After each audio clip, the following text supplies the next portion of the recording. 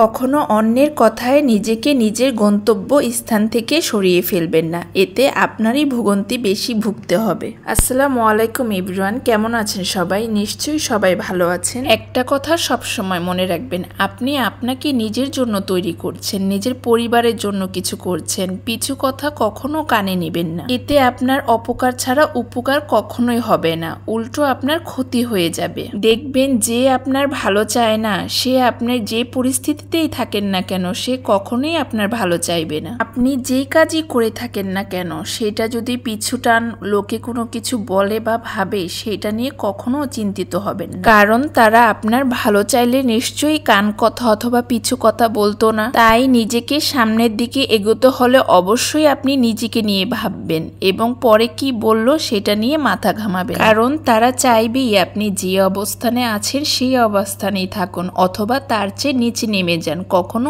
উপরে উঠতে যাতে না পারেন। তাই তাদের নিয়ে ভাবা বন্ধ করুন। আপনি আপনার নিজের যোগ্য দিয়ে নিজের যোগ্যতা অর্জন করে নিন, এতে করে সফলতা আপনার নিজেরই আসবে। তবে এত সব ভিড়ের মধ্যেও কিছু ভালো মানুষ আছে যারা আপনাকে সব সময় সাপোর্ট করে যাবে। কেউ প্রকাশ্যে আপনাকে সাপোর্ট করবে, কেউ আবার গোপনেও সাপোর্ট করে যাবে। তাদেরকে সব সময় আপনার প্রায়োরিটির প্রথমে রাখবেন, খুব আপন মনে করবেন, কারণ তারা আপনার ভালো কিছু করতে না পারলেও অন্তত ক্ষতি করবে না। এইসব মানুষদের সব সময় আপনার পাশে রাখুন। এইসব মানুষদের পাশে রাখলে দেখবেন এক অন্যরকম শান্তি অনুভব করবেন, অন্তত আপনাকে পেরেশানিতে রাখবে না বা কষ্ট দিবে না। আজ অনেক জ্ঞানমূলকই কথা বলে ফেললাম, তো আজ এই পর্যন্ত না হয়ে থাক, আরেক দিন অন্য সময় কখনো বলবো। প্রতিবারের মতন আজও সকালে নাস্তা হিসেবে রুটি বানিয়ে নিয়েছিলাম। দুপুরের জন্য আজ মুরগির মাংস রান্না করব ভাবছি, তাই ভাবলাম আগেই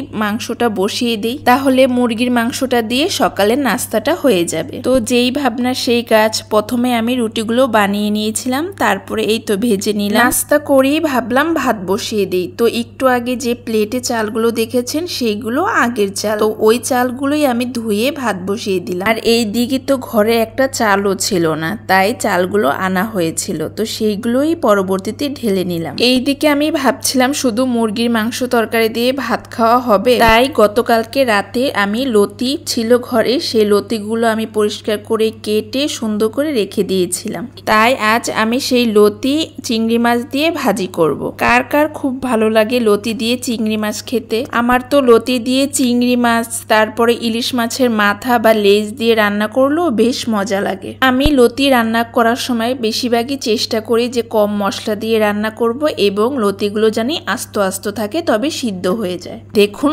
লতির কালারটা কি সুন্দর রং এসেছে এবং খেতেও বেশ মজাদার হয়েছিল। ভিডিওটি ভালো লাগলে অবশ্যই লাইক, কমেন্ট এন্ড শেয়ার দিয়ে পাশে থাকবেন। আল্লাহ হাফেজ।